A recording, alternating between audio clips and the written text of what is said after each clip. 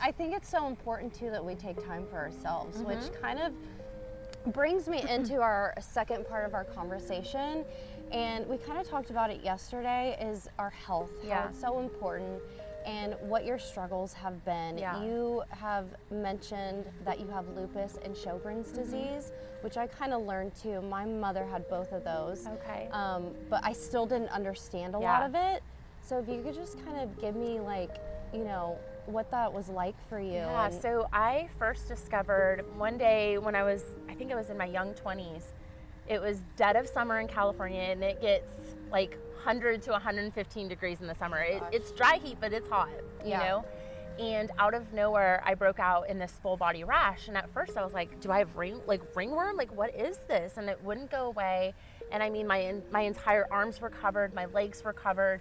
So I finally went to a dermatologist, and they did a biopsy, and that's when I discovered that I had discoid lupus. And so I really had to learn, you know, how to control my flares with what I could do, because I didn't necessarily want to be on a lifelong medication. And in my eyes, I was like, okay, well, my symptoms are superficial, you know, and so I can deal with, you know, hair loss or, you know, other things that may come along with it, rather than take a medication. And then when my husband and I got married, we were thinking about starting a family, and that's when my wonderful OBG back home was like, I'm going to do a full panel, because she knew that I had the autoimmune component. She just wanted to make sure that we knew what we were dealing with so we could be prepared, you know, when we did get pregnant. And so that's when I found out that I had Sjögren's. And for me, a light bulb went off when I read up on Sjögren's, because I had so many things my entire life that I had no idea what to attribute it to. And it was like, finally gave me that validation and that answer, like, oh, that makes sense now. Like, I understand. And then we, you know, got pregnant with Jackson, and that was a whole, you know, different beast to contend with, because, you know, when we had Jackson, my pregnancy was monitored pretty heavily because we were keeping an eye out for stuff. And then at 22 weeks, when they were doing an anatomy scan, the nurse left the room, which was a little odd, and came back with the doctor. And the doctor told us that Jackson was in the beginning stages of heart failure.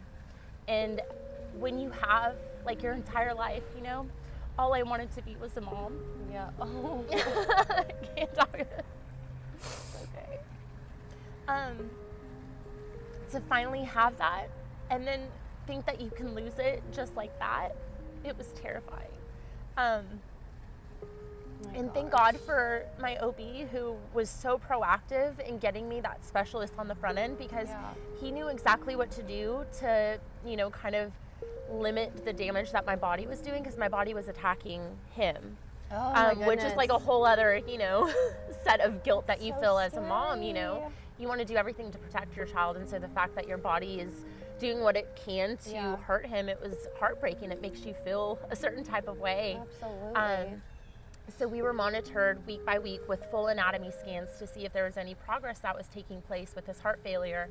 And the steroids were doing their job. And then at 34 weeks, we went in, and my doctor said, okay, we're scheduling for next week because your placenta is dying. And so we can't have that, because that's game over. And so we scheduled our C-section, and it was nice and planned, which was great for me, because I'm a planner. And so it was nice to have a time and a date, show up here. I know what your birthday is going to be. I know when to expect you. But, you know, going in, we had the NICU doctor in the OR ready to check Jackson as soon as he came out. And I remember just this huge weight coming off my chest when the NICU doctor checked him and said, his heart is fine. Like, he's perfectly fine. So we had no NICU stay. Did our regular 3 days and went home with our tiny little, you know, I think when we left the hospital, he was just shy of 5 pounds. So he was just this tiny little nugget. And so, yeah, but my second pregnancy with Blakely was... It's totally different, right? It was totally Isn't that different. Crazy how the body works. It's just like... It is. So Blakely was a much more enjoyable. She just kicked me in the ribs a lot, so I couldn't breathe. But, you know. Comes with the territory. I had some major Chick-fil-A cravings with that one, but... I had no idea, like...